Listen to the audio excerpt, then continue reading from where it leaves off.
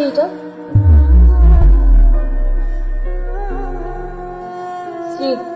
ছবি আমার। কিসের ছবি? Security guard. Security guard? তুমি সিকিউরিটি গার্ডে জব করো? তুমি আমাকে কি বলছো এতদিন? মিথ্যা কথা বলছো তুমি আমার সাথে। তোমার সাথে আমি এই জন্য রিলেশন করছিলাম। দিনের পর দিন তুমি আমার সাথে মিথ্যা কথা কেন বলছো? প্রতারক। কি শুনবো তোমার কথা? আমি তোমার একটা কথা শুনতে চাই না। তুমি ডে বাই ডে আমার সাথে মিথ্যা কথা বলে গেছো। আজকে আমার ফ্রেন্ড আমাকে এই ছবি সেন্ড করে, সেই দিনও আমার দেখতে হয়। সবার সামনে আমি হাসির পাত্র হইলাম। হ্যাঁ, আমাকে সবার সামনে ইনসাল্ট তুমি করালা। তুমি এইটাই চাইছিলে আমার সাথে আসতে? মানে এখানে কে জানবে? আর জানার কে বাকি আছে? সবাই জানুক না তুমি আমার সাথে এরকম প্রতারণা করছো। ও আচ্ছা আচ্ছা, আমি তো এখন বুঝতে পারতেছি কেন তোমার বাপ দাদা সকালবেলা ঘুম থেকে উঠে কেন চা রুটি খায়। তুমি এই জন্যই খাইছো। সত্যি তুমি আমার সাথে ডে বাই ডে মিথ্যা কথা বলে গেছো প্রতারক। আমি তোমার চেহারা নেক্সট টাইম আর দেখতে চাই না। সিকিউরিটি গার্ড তুমি না বলছো তোমার ভাই চাকরি করে? তোমার ভাইও তোমার সাথে সিকিউরিটি গার্ডে চাকরি করে? ধরবা না তুমি আমাকে। নেক্সট টাইম কোনো যোগাযোগ করবো না সিকিউরিটি গার্ড প্রতারক। যদি তোর এতই মন খারাপ হয় আর তোর যদি এতই কল দিতে মন চায়, তুই তাহলে কল দে, ফোন কর ওকে। হ্যাঁ, আমি তো ফোন করতেই চাই। ফোন করার মতো কি আর কোনো পরিস্থিতি রাখছি আমি? ফোন করেই বা কি বলবো? আমার ফ্যামিলি মেনে নিবে? এটা সম্ভব? কিন্তু তারপর কেন এরকম হইলো আমি বুঝলাম না। কারণ ও আসলেই একটা চিটার ছিল, এই জন্যই এরকম করেছে। আর ওর কথা একদম মাথা থেকে ঝেড়ে ফেল।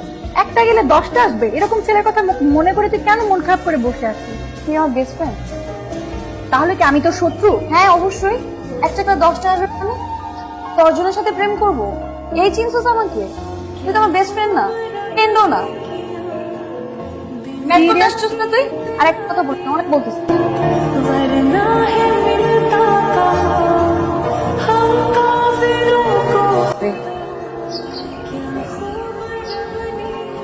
আমার আসলে ওইভাবে ব্রেকআপ করাটা উচিত হয়নি। ফ্রেন্ডদের জন্য সবাই এমন ভাবে হাসি তামাশা করছিল আমাকে নিয়ে, তোমার ওই পিকচারটা নিয়ে খুব ইনসাল্ট ফিল হচ্ছিল। ঘুমাতে পারছিলাম না রাতে।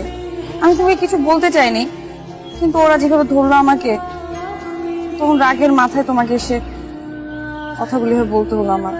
এখন এই বিয়েতে আমার কোনো আপত্তি নেই। সত্যি?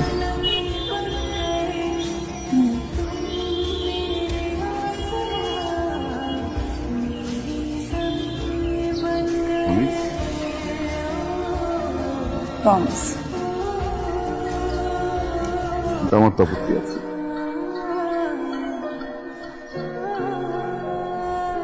বিয়েটা তুমি করতে পারবো না। মানে? মানে আমার ভাই একজন সিকিউরিটি গার্ড। যদিও আমি এখন জব করি, বাট তারপর যদি এখন আমার ভাই অসুস্থ হয়, আমি কিন্তু আবার প্রক্সি দিব। ও আরেকটা বিষয়, ওদিন কিন্তু আমি প্রক্সি দিয়েছিলাম, আমি সিকিউরিটি গার্ড ছিলাম না। কিন্তু কথাই শুনতে চাও না। আমাদের রিলেশনশিপটা পুরোপুরি ছিল তোমার ফ্রেন্ডদের উপরে। তোমার সব ফ্রেন্ডের কথা শুনলা, হাসাহাসি করে কি বললো এটা শুনলা, তুমি কিন্তু একটাবার আমার কথা শুনতে চাও না। 1000বার ট্রাই করেছিলাম নিজের কথা বলে বলতে, তুমি সুযোগ দেওনি। ফেসবুক থেকে শুরু করে হোয়াটসঅ্যাপ নাম্বার সবকিছু ব্লক করে রেখেছে। ভারত আমিও বসছিলাম, তাই না? তোমার যা খুশি তুমি বলে ব্রেকআপ করে ব্লক করে রেখে দিলে। আমার কথা কিন্তু শুনতে চাও না।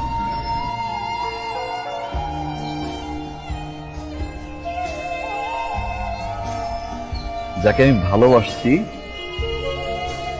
সে যখন জানতে পারলো যে আসলে আমি একজন সিকিউরিটি গার্ড, সে আমাকে ছেড়ে চলে গেল। হ্যাঁ, সেদিন হয়তো আমি সিকিউরিটি গার্ড ছিলাম না, কিন্তু আমার ভাই একজন সিকিউরিটি গার্ড। আর এটা নিয়ে মোটেও আমি লজ্জা বোধ করছি না। ফিল করছি যে আমি একজন সিকিউরিটি গার্ডের ভাই, যে ভাই ছোটবেলা থেকে আমাকে এত কষ্ট করে বড় করেছে, যে সাকসেসফুল মানুষটা না আমি, এই মানুষটার পুরোটা অবদান কিন্তু আমার ভাইয়ের। নিজে একজন সিকিউরিটি গার্ডের ভাই হিসেবে পরিচয় তোমার এখনো বর্তমানে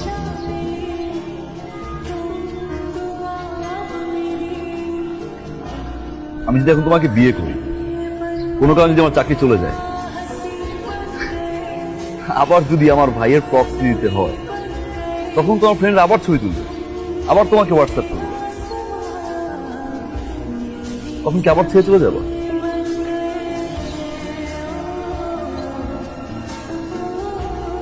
কখনো কোনো মানুষকে তার অবস্থান দেখে ভালোবাসতে হয় না। তুমি বাসছো, আর সেই অবস্থান দেখেই তুমি আমাকে ছেড়ে চলে গেছো।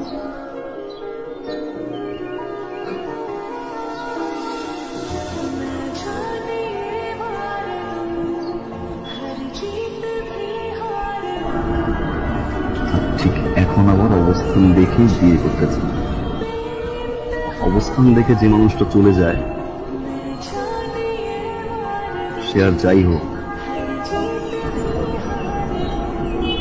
আমার লাইফ পার্টনার হতে পারে না। আমি তোমাকে ভালোবেসেছিলাম, সারা জীবন ভালোবেসে যাব, বাট যে আমাকে এবং আমার ভাইয়ের সিকিউরিটি গার্ডের ড্রেসটাকে ছোট করে, তখন আমার লাইফ পার্টনার বানাতে পারবে না।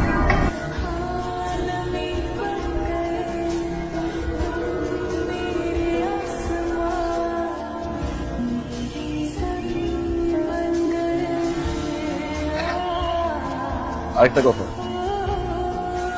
তোমার ফ্রেন্ডদেরকে বলে দিও ওই দিনের ওই সিকিউরিটি গার্ডের ছেলেটাই আজকে তোমার বাবার বস।